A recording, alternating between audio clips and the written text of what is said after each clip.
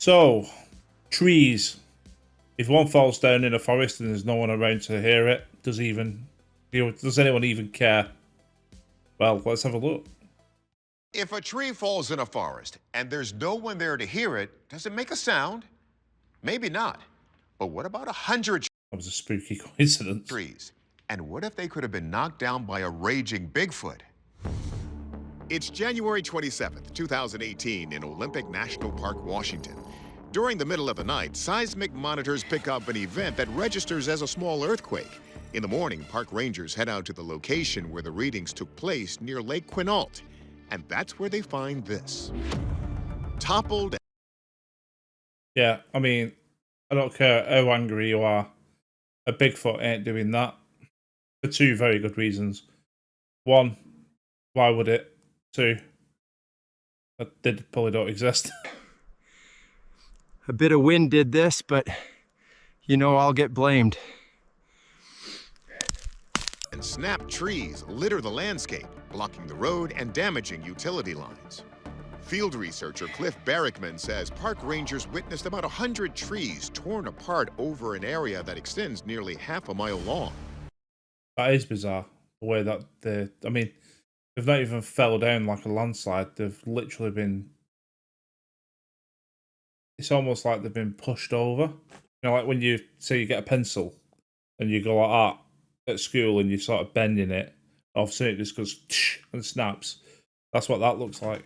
This example of one of the snap trees is staggering. It is a very large I have to admit, it's starting to look weird now. tree. This trunk is probably 4 or 5 feet in diameter or more. Many of these splinters are literally the size of 2x4s. This tree fall quickly became a local mystery. What could have caused such awesome damage? Of course, weather is the most obvious explanation. Many believe that the circumstances here point to some sort of weather pattern. The amount of wind, and it have to be in one direction as well, like pushing. Could it snap? Yeah, but would that cause an earth? I mean, why is it so localized as well? If it was weather, Are microcosms of unique weather patterns that are very highly destructive. Barrickman notes that after these pictures were released, speculation heated up on the internet that this destruction was the work of a creature believed to roam the area for centuries. why would Bigfoot? Come on, Bigfoot did this. Sasquatch. Sasquatches, like all other apes, are known to break and twist trees. Why would a Are they? I hear these claims. They're known to do this. They're known to do that when they're not even known to exist. Sasquatch be breaking? I'm sorry, but that's my position, official position. I'll probably be doing quite a few Bigfoot videos, but my official position is until we see the corpse, they don't exist. I understand lights in the sky and UFOs and ghosts might be hard to quantify, but when you've got a flesh and blood creature like a supposed Bigfoot, that they're attributing to just being some sort of species that's managed to survive and evade humanity, then once that thing dies, it'll just be a corpse and there'll be bones. So why have we not seen anything or found anything to that effect? Trees. Apes might break things to show how big and strong they are. And a Bigfoot might show how big and strong he is to protect his territory. At least that's how one story tells it. In 1924, gold prospectors on Mount St. Helens allegedly encountered a group of 7-foot-tall ape-like creatures. They say they shot at the creatures, injuring one. But that night, they say You come across something unique and something so bizarre, and your first instinct is, I'm just going to shoot it. they paid for it. The ape men descended on the When we're talking about humanity, we're talking about, of course they would. prospector's cabin, throwing boulders and ripping holes in the roof until daybreak. So perhaps these territorial big If it wanted to get in there and it had the ability to just rip holes in the roof, and I'm assuming it weren't climbing on the roof, I'm assuming it was big enough to just bash the roof, that thing would have probably decimated the house in a matter of minutes. Bigfoots are back in action. But by Barrickman's own admission, nobody has ever seen a Bigfoot this angry. Something like this would Nobody's ever seen a Bigfoot. be unheard of. I know, you might be looking at this now and going, just shut up, dickhead, and go with it. Now, Olympic National Park is well known for strange and paranormal occurrences. Some say And disappearances as well, apparently. I think I will do a bit of watching of the National Park mysteries. They seem like a really good segment. the area is haunted by the Lady of the Lake, the spirit of a young woman whose oddly preserved body was found floating in the park's Lake Crescent 3 years after she disappeared. Is what we're seeing here something supernatural? Or is there a more earthly explanation? Let's see what our experts think. Could this damage be the work of one of America's most elusive creatures? People are often drawn to the Bigfoot theory. And even though anthropology and anatomy professor Jeff Meldrum is convinced Bigfoot exists, he's just as convinced these photos are not proof of the creature's handiwork. Good man. Someone talking sense at last. I do not think these trees were knocked down by Bigfoot. You look at behavior of animals, they're very goal-oriented. They don't have a surplus of calories to expend on frivolous activities like pushing down trees, even if they were capable of doing that. So his argument is Bigfoot didn't knock these trees down because it wouldn't be as bored or have no reason to knock a load of trees down. Unless there was some motivation, or some return, I don't think attributing this to Bigfoot activity would be reasonable at all. Maybe he was doing it just to flummox humans. They're going to look at this and go, wonder what happened here. Okay, so Dr. Meldrum says we can rule out a Sasquatch. But meteorologist Juan Hernandez says the weather theory has its own challenges. A microburst is typically accompanied by heavy thunderstorms, but radar from that day shows nothing of the kind. The storms were not there. We had what we call stratiform rain that was ongoing. Microbursts also scatter broken trees in every direction.